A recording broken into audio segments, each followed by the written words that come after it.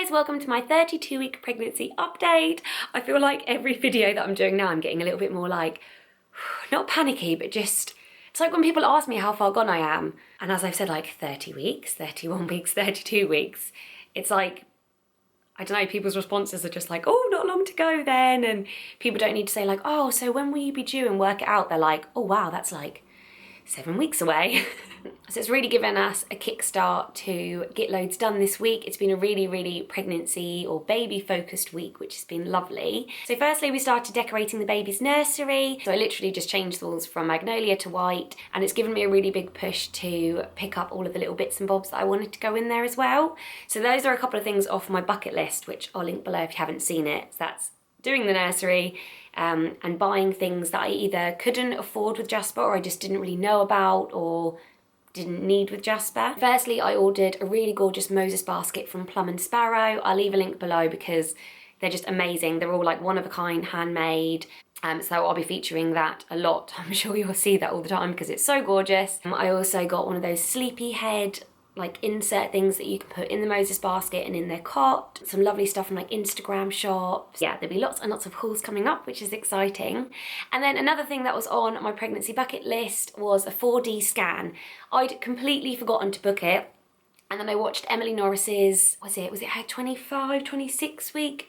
I don't know, it was her most recent pregnancy update. She's a few weeks behind me, and she went and had a scan done, and it reminded me, and oh, it just looked so lovely. So we booked up to Baby Bond, which is where I went for my 9-week scan. So I've done a blog post on it, which I'll leave below as well. They recommend that you have it done between 24 and 32 weeks because I guess baby gets so cramped in there, it gets harder to see them because they're all like squished up.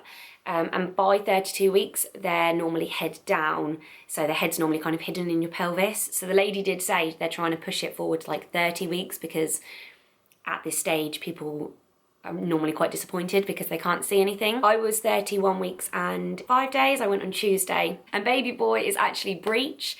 His head is right under my ribs, which was good for the scan because it meant that his head wasn't hidden in my pelvis, but obviously that comes with a whole load of complications, which I'll get into in a minute. But we couldn't see anything. Me, Pete and Jasper all went together.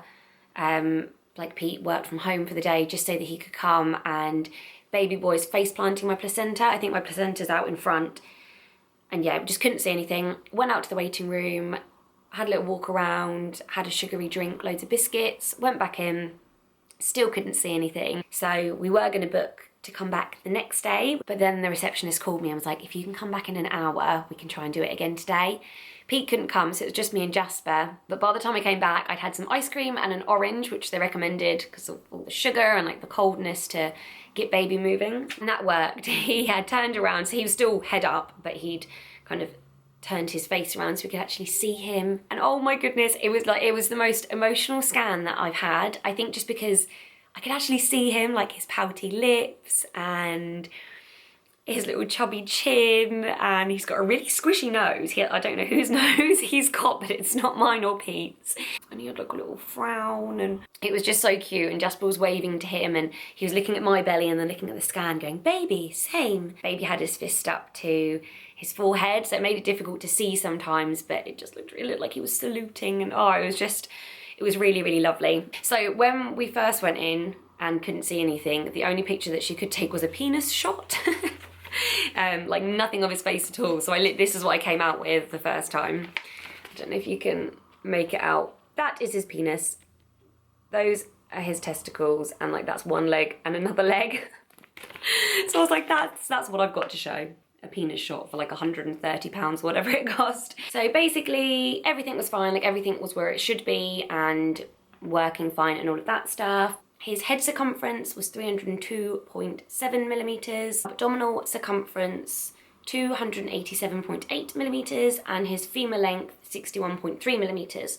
So that was all averaging kind of on the normal range. But what has not concerned me, just something that I've noticed that I'm going to check with my midwife, is it gives a percentage. So for example, his head circumference is 50.4%, so I'm guessing that's like right in the average of what it should be.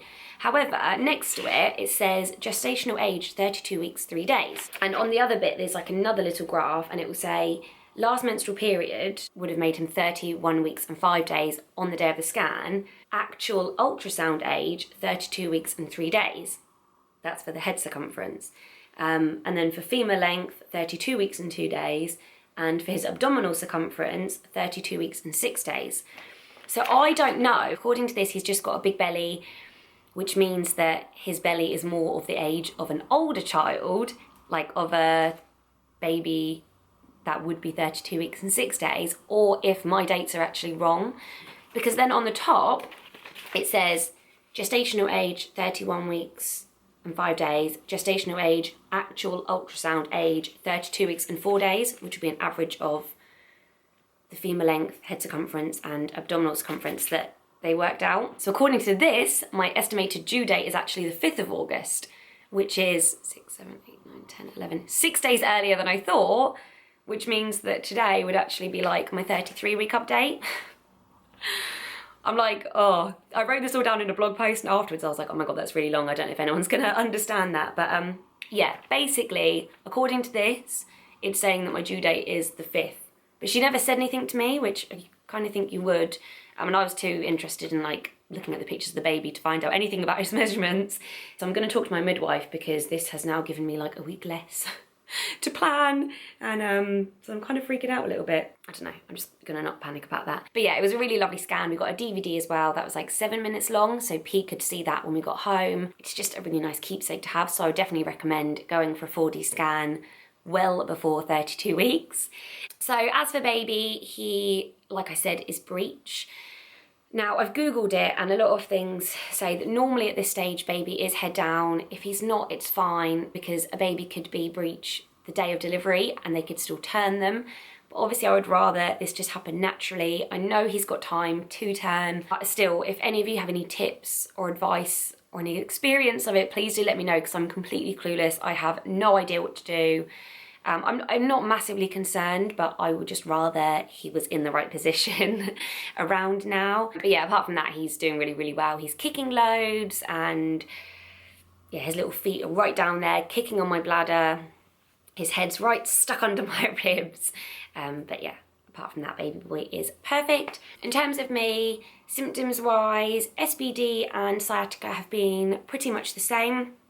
I have been wearing my Upsy belly belt when I'm out and about, which has really helped. So has being careful with my posture and doing my yoga. I've been loving yoga still. So that's really, really good. That hasn't really affected me too badly, but it's at night time when I lay down and when I first wake up in the morning, when I drive, when I sit on the sofa for too long. Those are times that it really affects me, and I think that's just gonna happen. I'm just gonna have to put up with it and hope that it doesn't linger too long after the birth. Heartburn hasn't been too bad. My mood's been okay. I haven't had any low periods this past week, which has been really good. Especially because I feel like I moan enough as it is. Like, oh, my back hurts. Oh, I'm tired, blah, blah, blah. So I feel like it has an effect on Pete and the boys anyway, without me being in a bit of a funk. And I think doing loads like the scan and the nursery and all of that has helped with that anyway. I haven't really spoken about cravings because I haven't really had them apart from wanting refreshing things. So this week I've just been eating ice and ice lollies, but like properly biting into ice lollies. I've gone off water again, so I've been having to put like lemon and lime in rather than having squash all of the time. It's probably because of the weather. I just really wanted refreshing, cooling things that just kind of cut through that taste that you get in your mouth when you're pregnant. I'll insert a clip of my bump now. Comment below if you have any breech tips, and please don't forget to subscribe if you haven't already. Thanks for watching, guys. Bye.